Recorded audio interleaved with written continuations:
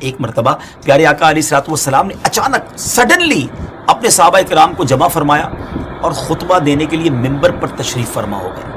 یہ وہ ٹائم تھا جس ٹائم پہ نارملی نبی پاک ایڈریس نہیں کیا کرتے تھے، خطبہ نہیں فرمایا کرتے تھے۔ صحابہ بھی حیران تھے کہ آج ایسا کیا ہو گیا ہے کہ پیارے آقا علیہ السلام اس وقت خطبہ ارشاد فرما رہے ہیں۔ تو نبی کریم علیہ السلام نے فرمایا کہ آج میرے پاس تمیم داری آئے اور انہوں نے ایک ایسی خبر سنائی ہے جس کی خوشی میں مجھے قیلولہ یعنی پیارے آقا علیہ السلام دوپہر کو کچھ آرام فرمایا کرتے تھے، فرمایا وہ بھی میں نہیں کر سکا ہوں اور میں نے چاہا کہ اس خبر میں تمہیں بھی شامل کر لوں۔ بات یہ ہے کہ تمیم داری نے مجھے بتایا کہ وہ 30 افراد تھے اور ایک شپ میں کشتی میں سفر کر رہے تھے کہ طوفان آ گیا اور وہ بھٹک گئے۔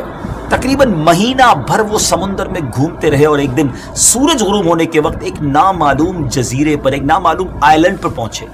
انہیں وہاں سیاہ رنگ کی مخلوق نظر آئی جس کے جسم پر بال بہت زیادہ تھے۔ انہوں نے اس سے پوچھا کہ تم کون ہو؟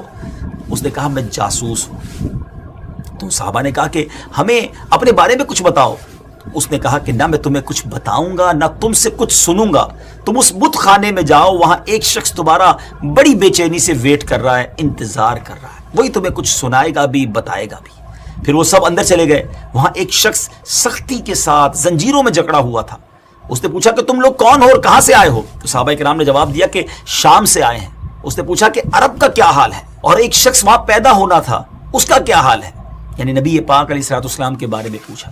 صحابہ کرام نے کہا کہ وہ اچھے حال میں ہیں اور ابتدا میں ان کی مخالفت ہوئی، مگر اب تو تمام عرب پر وہ غالب ہو گئے ہیں اور سارا عرب ایک دین، ایک خدا کو ماننے والا ہو گیا ہے۔ اس نے کہا اچھا زغر کے چشمے کا کیا حال ہے؟ انہوں نے جواب دیا کہ وہ بھی اچھی حالت میں ہے، لوگ اس سے پانی پیتے ہیں، اس سے کھیتی باڑی بھی کرتے ہیں۔ پھر اس نے پوچھا کہ عمان اور بیسان کی کھجوروں کا کیا حال ہے؟ انہوں نے کہا کہ اس میں ہر سال پھل آتے ہیں۔ یہ سن کر اس شخص نے 3 چیخیں ماری اور بولا کہ میں دجال ہوں۔ جی ہاں ناظرین، وہ دجال تھا۔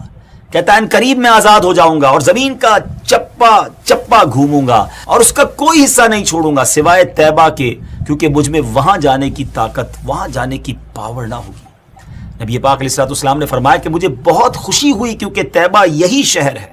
مدینہ منورہ کے بارے میں میرے آقا نے فرمایا کہ طیبہ یہی شہر ہے، اور سبحان اللہ میرے آقا فرماتے ہیں اس ذات کی قسم جس کے قبضے میں میری جان ہے، مدینہ منورہ کی ہر گلی کوچہ سڑک اور یہاں نرم اور سخت زمین الغرض ہر مقام پر فرشتہ ننگی تلوار لیے پہرا دیتا ہوگا اور قیامت تک یہ پہرا دے گا۔ سبحان اللہ۔